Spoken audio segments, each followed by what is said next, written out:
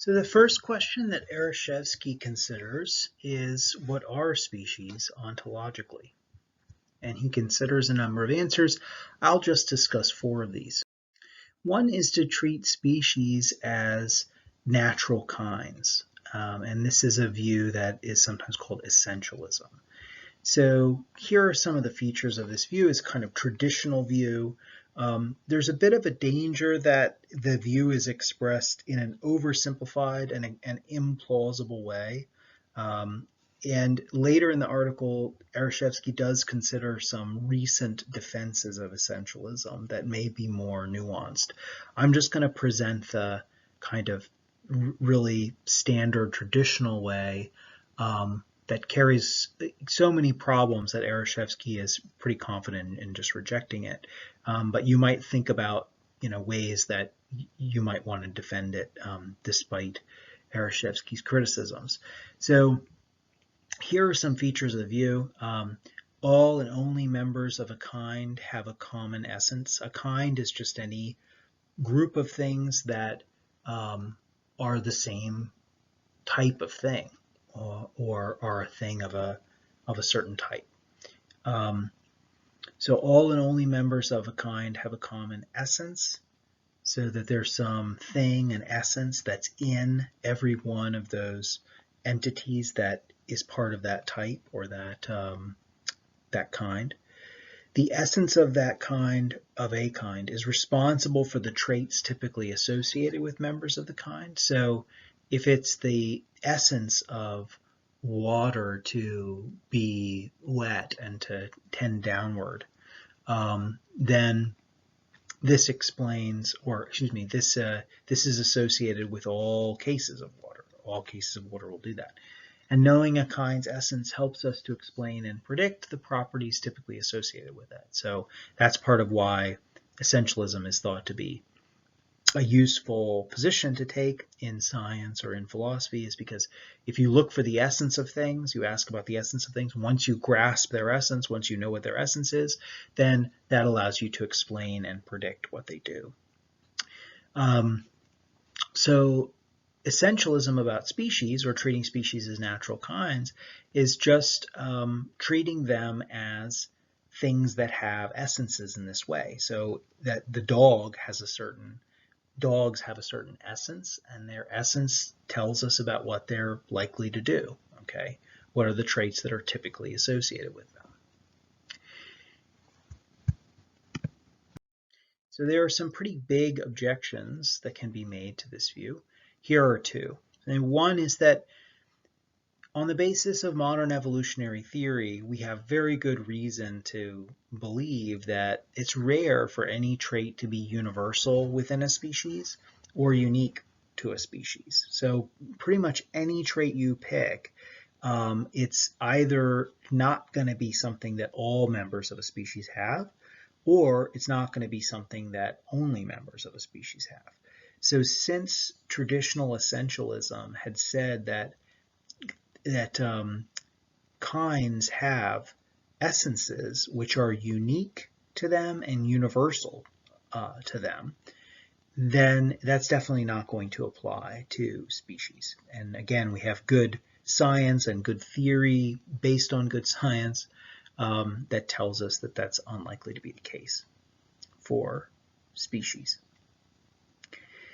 We also have this problem that essentialism tends to explain variation as a kind of falling away from the ideal. So we have like normal dogs, we have the kind of ideal dogs, dogs that really express the essence of dog, and then we have dogs that kind of fall away from that ideal dog, that are not that don't do a good job of expressing the nature of dogs, that are abnormal in some way.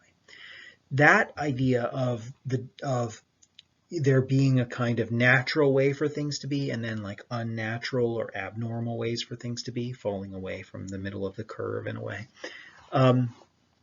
is very different from the way that modern evolutionary theory thinks about variation. So modern evolutionary theory thinks variation is is itself typical of populations, that there's going to be a lot of variation in populations. There are even such things as stable polymorphisms, that is, multiple relatively common ways for organisms to be, but that aren't universal. None of, these are cases where they're, like, for instance, coat color. There can be stable polymorphisms where there's orange coat color and brown coat color and bluish coat color, and these can coexist within the population. So there doesn't seem to be a kind of normal or natural coat color in those cases that the other coat colors are deviations or fallings away from. And that kind of variation seems to be extremely common in species. So again, it doesn't look like the way that variation is supposed to look from a essentialist standpoint. And what produces the variation is not a falling away from an essence, but rather just it's a product. I mean, if you think about the variation as being produced by phenotypes, we could bring environment in too, and then it would be more complicated. But if you just think about the variation as produced by genotypes, then you would explain it in terms of inheritance, and in terms of mating, and in terms of forces like selection and drift. All of it more complex and nuanced than an essence and falling away from the essence, or deviations from the essence. The next way of answering this question about what are species ontologically is to treat them as individuals. So this is argued for by Gieselin and Hall, who emphasize a logical distinction between classes and individuals. Classes are spatiotemporally unrestricted. They're defined by inclusion conditions, whereas individuals are spatiotemporally restricted and aren't defined. So if I ask, like, what defines you, there's not really a good answer to that question. How do you define a single individual? How do you define David Bowie? How do you define Donald Trump? You can't. It's not the kind of thing that you define. You rather point to them. You identify the individual. Whereas classes, gold, for instance, can be defined in terms of the subatomic particles that make it up. It can be defined that the combination of subatomic particles.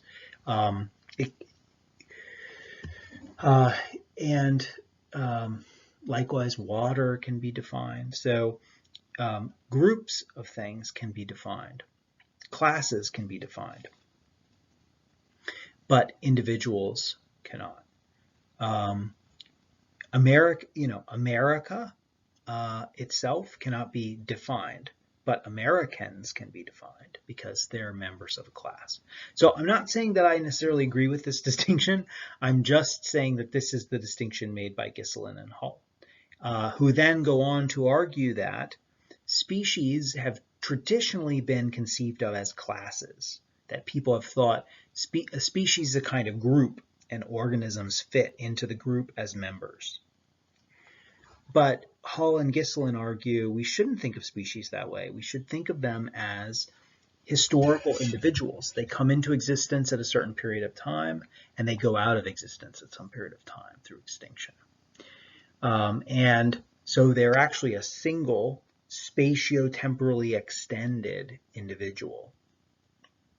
In biological terms, we would often call that a lineage. That's what they have in mind. And that lineage is, again, it's an individual. It has a birthday and it has a death day. And if that's true, then we shouldn't, like a number of other things are true by implication that are interesting, we shouldn't seek a definition of species. We can point to them. We can say, here, this is a part of the species. This organism is is part of the species, but we can't say what defines the species is X, Y, or Z. Relatedly, we should think about the relation of an organism to the species that it's in, not as a member-class relation. It's not that there's this this group or this set, this class, and this species is a member of the class, but rather that there's this long, extended spatiotemporal individual, which is a species, a lineage, and the individual organism is a part of that larger spatiotemporal individual.